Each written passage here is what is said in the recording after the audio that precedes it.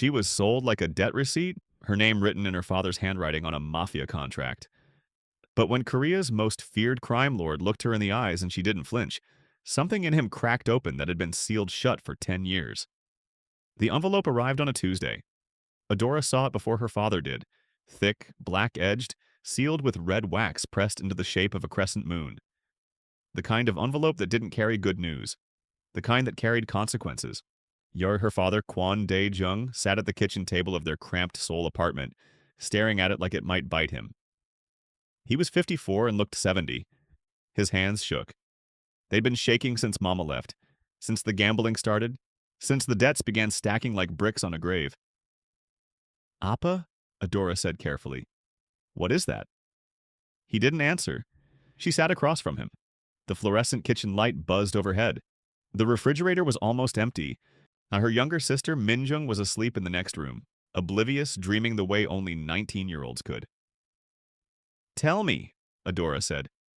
He finally looked at her, and in his eyes she saw something that made her stomach drop. Not fear. Shame. "I owe the Wolhwa," he whispered. The Wolhwa, the Crescent Blood, Korea's most powerful and brutal criminal organization, run by one man, a name spoken only in whispers.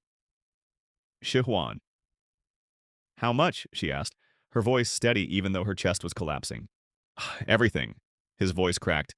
3 years of debt. They want settlement. Tonight. Tonight. Adora repeated the word like it was foreign. He slid the envelope toward her. Inside was a single card. 3 lines, no signature, one daughter, delivered by midnight. The debt dies with her arrival. Refusal means the father does. Adora read it twice. Then she looked at her father's trembling hands. Then at the wall where Minjung's school graduation photo hung. Her little sister. First in her class. A future ahead of her like open sky.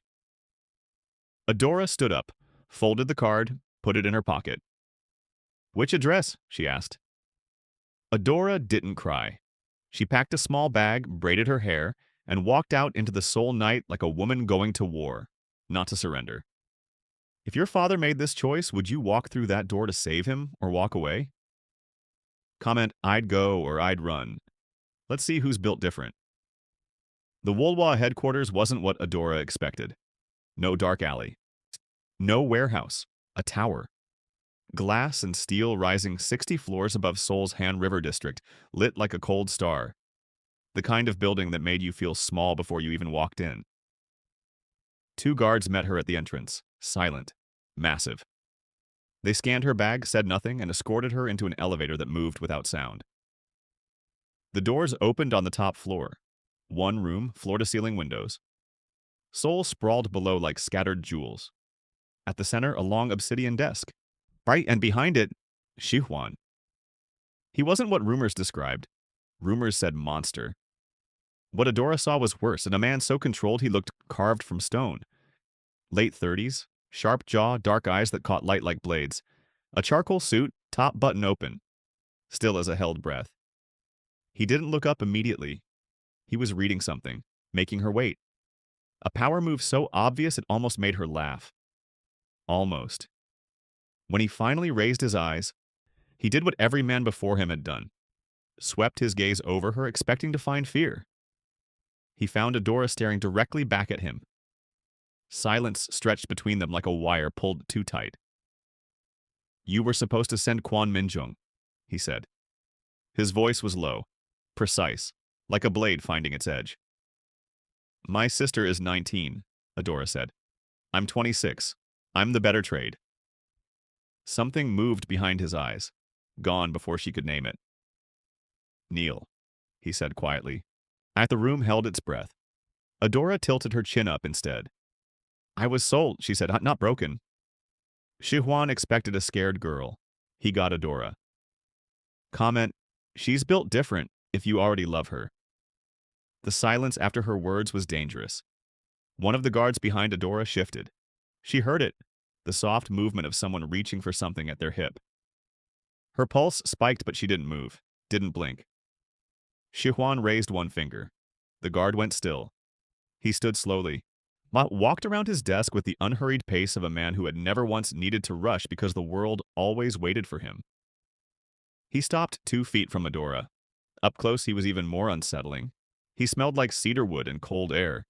His eyes tracked her face the way a surgeon studies a patient. Precise, clinical, looking for the crack. He wouldn't find one. Not tonight. Most people, he said quietly, who stand in this room are already begging by now. I'm not most people. No. Something in his jaw tightened. You're a debt payment. Then collect your debt and tell me the terms. He studied her for another long moment. Then he walked back to his desk and picked up a document. Thick. Official. Red stamp at the bottom. He slid it across to her. Contract of residency. Duration. 1 year. Role, household presence. Conditions, full compliance. Breach penalty, Quan Daejung's life. Now, Adora read every line, slowly. She felt his eyes on her the entire time. Household presence, she repeated. Meaning what exactly? Meaning my grandfather is pressuring me to settle down. His voice was flat. You'll play the role, publicly, convincingly. Adora looked up. You want a fake wife? I want silence from my grandfather. He met her gaze. Can you do that? She picked up the pen. I want my father's debt document destroyed. Sign first, she signed. His penthouse was a prison dressed in luxury. Adora stood in the guest suite, larger than her entire family apartment, and felt the walls close in anyway. Marble floors, a bed that probably cost more than her father's total debt, a view of Seoul that would have been beautiful if she weren't here against her will. A woman appeared at the door. Mid-40s, silver-streaked hair, warm eyes that didn't match this cold place. I'm Mrs. O, she said softly. I manage the household. If you need anything, I need my father's debt document destroyed, tonight. Mrs. O hesitated. That's Mr. Shi Huan's decision. Then tell him I said tonight, or I start making scenes at every public appearance he needs me for. Mrs. O blinked. Then slowly she smiled, like she'd been waiting years for someone to say something like that in this apartment. The next morning, a small envelope appeared under Adora's door. Inside, ashes. Gray, fine, unmistakable. Adora sat on the edge of the marble bed and pressed the envelope against her chest. Her hands were shaking. She hadn't let them shake since the kitchen table 2 nights ago. She allowed herself exactly 60 seconds. Then she braided her hair, put on the most plain outfit she'd packed, and walked out to face the day. Shi Huan was at the dining table, suit already on at 7 a.m. coffee. Documents. He didn't look up. Mrs. O says you threatened to cause scenes, he said. I negotiated. It looked like a threat. Same thing, different vocabulary. Adora sat across from him and poured her own coffee. So, what does your grandfather think a wife looks like? Shi Huan finally looked up. For the first time, something almost flickered across his face. Grandfather Shijun arrived unannounced on a Thursday. 81 years old. Built like a retired general. Eyes that missed absolutely nothing. Adora was in the kitchen teaching Mrs. O's assistant how to properly season doenjang jjigae when he walked in. She didn't know who he was yet. She just knew he was staring at her like she was a puzzle. You cook? He asked. I eat, she said without turning around. Cooking is just the price of that. Behind her, she heard Mrs. O inhale sharply. Apparently, nobody spoke to Grandfather Shijun like that. Shi Huan appeared in the doorway seconds later. His eyes moved from his grandfather to Adora and back, reading the room with that surgical precision. Grandfather? He said carefully. She's different, the old man said simply. Like Adora wasn't standing right there? Where did you find her? We met through a mutual arrangement, Shi Huan said. Adora turned around and looked directly at the grandfather. He bought me. She smiled pleasantly. But I negotiated excellent terms. Grandfather Shijun stared at her. Then he laughed. Deep, rusty, like a door opening that hadn't been used in years. Oh, sit down, girl, he said. Eat with me. Over ijige, he asked her questions. Her family, her life. She answered honestly, not everything, but enough. When she mentioned her mother was gone, something shifted in his face. After lunch, when Adora stepped away, she passed Shihuan in the hallway. His wife died 10 years ago, Shihuan said quietly, almost to himself. He hasn't laughed since. Adora looked at him, really looked. Beneath the control, beneath the cold, something raw lived there, something old and unhealed. Neither have you, she said softly. He said nothing, but he didn't walk away. It happened 3 weeks in during a rainstorm. The power went out across the entire floor. No warning, just sudden swallowing darkness and the sound of soul rain hammering the windows. Mrs. O was gone for the evening. The guards were downstairs. It was just Adora and Shihuan in the dark. She found candles in the kitchen. He found her already lighting them, completely unbothered. You're not afraid of the dark, he said. It came out almost like an accusation. I grew up in an apartment where the electricity got cut every other month. She lit another candle. Darkness and I are old friends. He was quiet for a moment.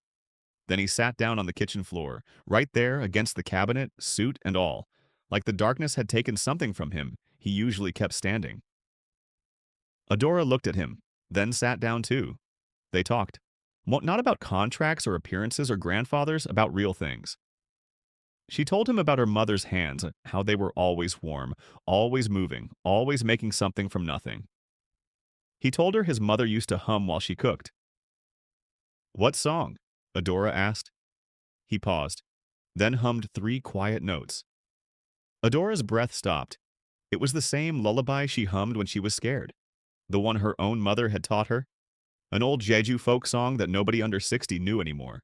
They stared at each other in the candlelight. That's impossible, she whispered.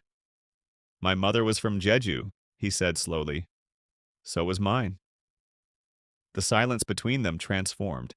It stopped being empty and became something else entirely, fragile, electric, terrifying. Shihuan looked at her like she was something he didn't have a word for yet. 2 strangers, 1 song. Is this fate or coincidence? Comment, it's fate or too good to be true. The photo leaked on a Friday. Adora saw it first. Splashed across 3 underground Mafia news channels simultaneously. Her real name. Her father's debt record. The contract with Shihuan's red stamp visible in the corner.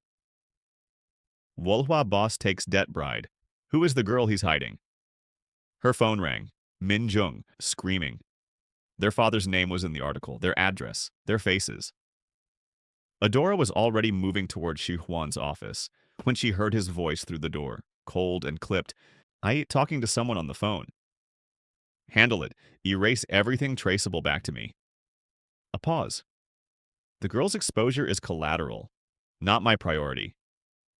Adora stopped walking. Collateral. She stood in that hallway and felt something inside her chest go very quiet.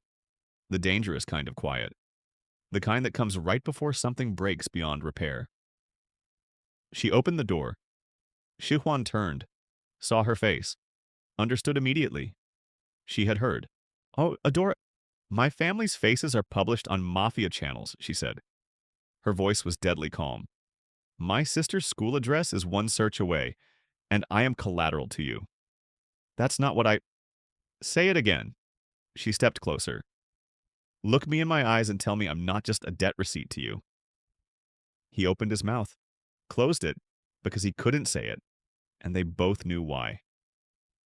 I'm done, she said. Find another arrangement. If you leave, the contract, then let my father face consequences. Her voice cracked for the first time, just once. At least he'll face them honestly, which is more than I can say for you. She walked out. The door didn't slam. That was somehow worse. Adora went home. The apartment felt smaller than she remembered. Her father opened the door and aged 10 years in front of her eyes when he saw her face. He already knew. He'd seen the article. I'm sorry, he whispered. Adora, I'm so... Not now. Oh, Appa. She went to her old room, sat on the edge of the narrow bed, stared at the wall where her graduation photo still hung. She'd graduated top of her business class. Had a job offer she'd deferred because her father needed help. Had given up year after year after year and still ended up here. Her phone buzzed. Shi Huan. She ignored it. It buzzed again. Mrs. O this time. He hasn't eaten in 2 days. He dismantled his grandfather's matchmaking files personally. He told his grandfather the truth, that you were never fake to him. His grandfather hasn't spoken to him since. Adora stared at the message. Another buzz. Unknown number. But she recognized the writing immediately. The song my mother hummed. I never told anyone that. Not in 10 years, not once. You're the first person who made me remember something I wanted to keep. I called you collateral because I was afraid. I've been afraid since the candlelight. I don't know how to do this. But I know that every version of my life that doesn't have you in it feels like a room with no windows. You don't have to come back. But I needed you to know you were never a debt to me. You were the only real thing. Adora read it 3 times. Then she looked at her mother's old recipe book on the shelf. Pulled it out. Found the jjigae page. She started cooking. She arrived at the tower at 9 p.m. No guard stopped her. The elevator opened without a keycard. Someone had given her access back. But the penthouse was dark except for the kitchen. One light burning low. Shi Huan sat at the counter. No suit jacket, no armor. Just a man who looked like he hadn't slept since she left. He looked up when she walked in. Neither of them spoke first. Adora set the pot down on the stove, turned on the flame. The smell of doenjang jjigae slowly filled the cold apartment, warm, earthy, like someone's mother cooking at dawn. Shi Huan watched her. His jaw worked like he was trying to find the right words in a language he'd forgotten. You came back, he finally said. I came to feed you, she said. Don't make it poetic. Adora? She turned. He was standing now, close, his eyes carrying everything his voice couldn't. Every cracked open, unguarded, terrifying thing he'd spent 10 years locking away. I don't know how to be soft, he said quietly. I was taught that softness gets you destroyed. I know. She held his gaze. Yeah, I was taught that bowing keeps you safe. She stepped closer. We were both taught wrong. His hand came up, slow, uncertain, nothing like the man who ran the Wulwa, and touched her face like she was something irreplaceable. Stay, he said. Not the contract, not my grandfather. Me, I'm asking. Adora looked at this man, dangerous, broken, trying so hard to become something new. One condition, she said. Name it. You eat properly, starting now. He exhaled, something between a laugh and relief. He pulled her in and held her like the world was finally still.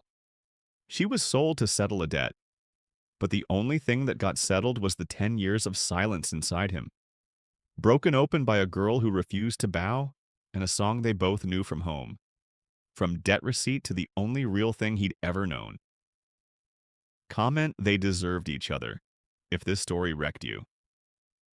Subscribe and hit the bell. Adora and Shi Huan's story continues.